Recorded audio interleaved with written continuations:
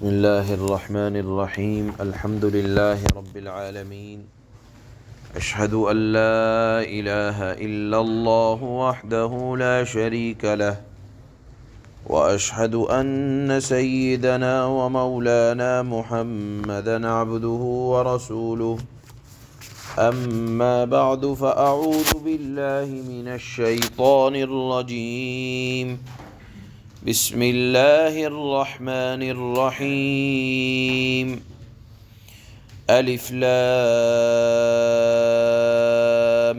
میم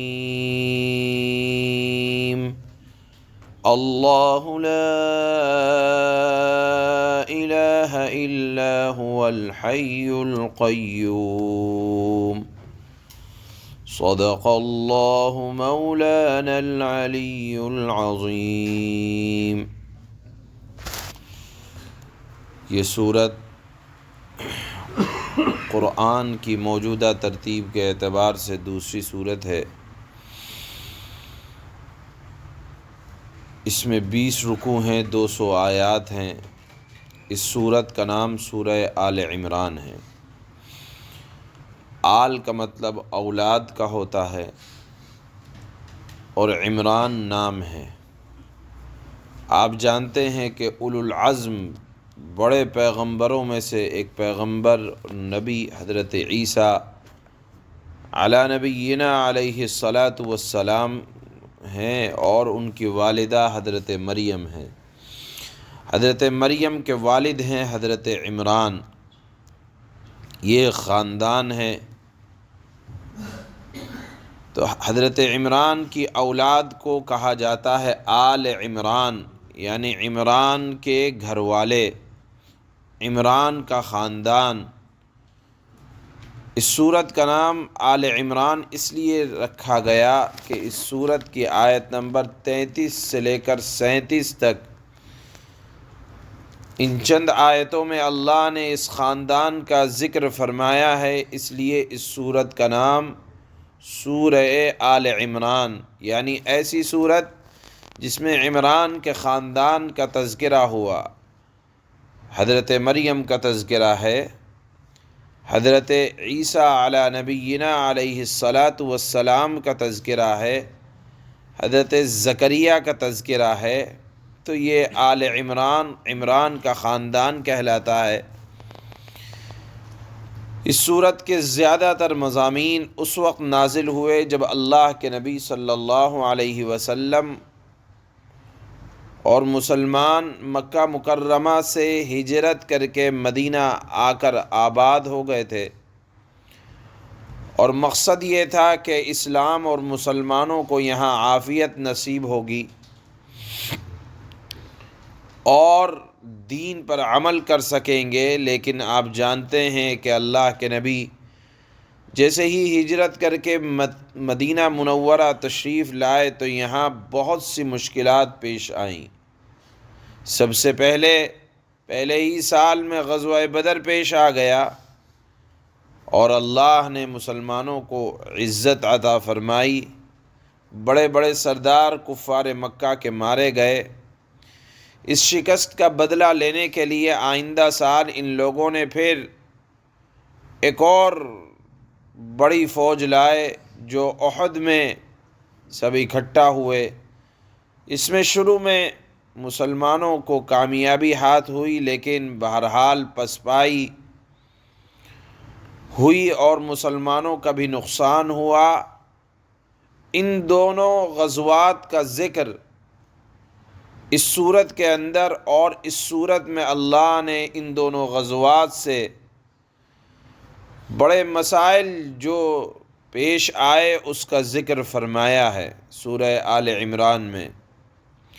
پھر اسی سورت کے اندر اللہ پاک نے مدینہ منورہ کے ارد گرد یہودیوں کی بڑی تعداد آباد تھی، اللہ نے ان کے عقائد، یہودیوں کے عقائد بڑی تفصیل سے اللہ نے سورہ آل عمران میں ذکر فرمائے ہیں، اور اسی کے ضمن میں نصارہ کا بھی تذکرہ آیا، حضرت عیسیٰ علیہ الصلاۃ والسلام کا بھی تذکرہ آیا، اور عیسائیوں کی ایک بڑی تعداد جو عرب کے علاقے نجران میں رہتی تھی، اور وہ آئے اور انہوں نے حضرت عیسیٰ علیہ السلام کی خدائی کا دعویٰ کیا، تو اللہ نے حضرت عیسیٰ علیہ السلام کی حیثیت اللہ کے بندے، پیغمبر اور نبی ہونے کی ہے، اس کو اللہ نے اس صورت کے اندر بیان فرمایا ہے۔ آپ سنیں گے ابھی کہ اللہ نے اس صورت کا تذکرہ حروف مقطعات سے فرمایا، اور فوراً بعد اللہ نے فرمایا اللہ لا الہ الا هو الحی القیوم، کہ اللہ وہ ہے جس کے علاوہ کوئی عبادت کے لائق نہیں، جو سدا زندہ ہے، پوری کائنات کو سنبھالنے والا ہے۔ اس مضمون سے اللہ نے اس سورت کی شروعات ہی اسی لیے کی ہے کہ نصارہ کے 3 عقیدے ہیں۔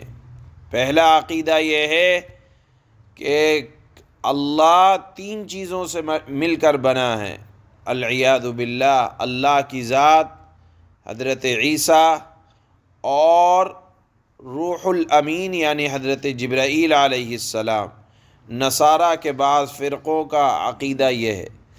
بعض فرقوں کا عقیدہ یہ ہے کہ حضرت عیسیٰ علیہ السلام ہی العیاذ باللہ خدا ہیں، جو انسان کی شکل میں آئے، العیاذ باللہ۔ نصارہ کے بعض فرقوں کا عقیدہ یہ ہے کہ حضرت عیسیٰ علیہ السلام ابن اللہ ہیں، اللہ کے بیٹے ہیں، العیاذ باللہ۔ تو پہلی آیت میں تینوں عقیدوں کا اللہ نے رد فرمایا۔ بہرحال اور بھی تفصیل سے اللہ نے اس بات کا انکار کیا ہے کہ اللہ عبادت کے لائق ہے جو کائنات کے بنانے والے ہیں، اور اللہ کے علاوہ کوئی ذات ایسی نہیں ہے جس کو معبود تسلیم کیا جا سکے۔ تو عرض یہ کیا جا رہا تھا کہ سورہ آل عمران میں اللہ نے نصارہ کے عقیدوں کی بھی تردید فرمائی ہے۔ نیز اس صورت کے اندر اللہ نے زکوٰۃ کے مسائل، زکوٰۃ کے احکامات، سود حرام ہے، اس کو بھی بیان فرمایا، جہاد کے بعض مسائل بیان فرمائے۔ سورت کے اخیر میں سورہ آل عمران جب پوری ہوگی، آپ دیکھیں گے 4 پارے میں، تو اللہ نے وہاں کائنات کے اندر غور کرنے کی دعوت دی کہ دیکھو اللہ کی وحدانیت پر ایمان رکھتے ہو تو اللہ کی عبادت اللہ تنہا اس وجہ سے ہے کہ وہ کائنات کے بنانے والے ہیں۔ قدرت کی نشانیوں میں غور کرو اور اللہ کی وحدانیت کو جانو اور اس پر ایمان لاؤ، اور اپنی ہر ضرورت کو اللہ سے مانگو۔ کیسے مانگو؟ دعا کا طریقہ سورہ آل عمران کے اخیر میں پہنچتے اللہ نے اپنی ضرورتوں کو، بندے اپنی ضرورتوں کو اللہ کے سامنے کیسے رکھیں، اس کو بھی اللہ نے بیان فرمایا ہے۔ بہرحال سورہ آل عمران اللہ نے شروع کی تو اس میں لفظ آیا الف لام میم، یہ اللہ کے رازوں میں سے ایک راز ہے جس کا علم سوائے اللہ کے کسی کو نہیں ہے، یا اللہ نے اگر جناب رسول اللہ صلی اللہ علیہ وسلم کو عطا فرمایا ہو تو عطا فرمایا ہو۔ مسلمانوں کو اس مسئلے میں زیادہ تفتیش میں پڑھنے کی ضرورت نہیں۔ پھر اس کے بعد اللہ نے فرمایا اللہ لا الہ الا ہو، اللہ تعالیٰ ایسے ہیں کہ ان کے علاوہ کوئی معبود بننے کے لائق نہیں۔ یہ ہمیں عقیدہ رکھنا چاہیے۔ بہرحال اس آیت کے اتنے حصے سے نصارہ کے وہ عقیدے کی تردید ہوتی ہے جس میں انہوں نے کہا کہ خدا 3 چیزوں سے مل کر بنا ہے۔ خدا ایک ہی ہے جس کو اللہ نے فرمایا لا الہ الا ہو، اور پھر حی القیوم کا اللہ نے ذکر فرمایا کہ اللہ وہ ہے جو سدا سے زندہ ہے، حضرت عیسیٰ علیہ السلام اگر خدا کو مانا جائے العیاذ باللہ تو آپ دیکھیں وہ تو ہمیشہ سے زندہ نہیں تھے۔ حضرت مریم نے ان کو جنا تو حضرت مریم کے ہاں پیدائش سے پہلے وہ دنیا میں نہیں تھے، اور اللہ وہ ہوتا ہے جو ہمیشہ سے زندہ ہو۔ اس لفظ سے بھی اللہ نے اس عقیدے کی تردید فرمائی ہے۔ اور پھر اللہ نے فرمایا القیوم، اللہ وہ ہے جو کائنات کو سنبھالنے والا ہے، یعنی جس کو بقا ہے۔ اور حضرت عیسیٰ علیہ السلام دنیا میں آئے، اللہ نے آسمانوں پر اٹھایا اور پھر نازل ہوں گے اور پھر انتقال ہوگا۔ معلوم یہ ہوا کہ ان کو فنا ہے، اور عبادت اس کی جائے گی جس کو فنا نہ ہو، بقا ہو، اور یہ بقا اللہ کی ذات کو ہے۔ ایک ایک جملے سے اللہ نے توحید کو ثابت کیا ہے اور فرمایا کہ عبادت اس کی جائے گی جو عزت میں کسی دوسرے کا محتاج نہ ہو۔ حضرت عیسیٰ علیہ السلام اپنی پیدائش میں اپنی والدہ کے محتاج، اور عبادت اس کی جائے گی جس کی عزت ہمیشہ ہو اور ہمیشہ رہنے والی ہو اور فنا نہ ہو۔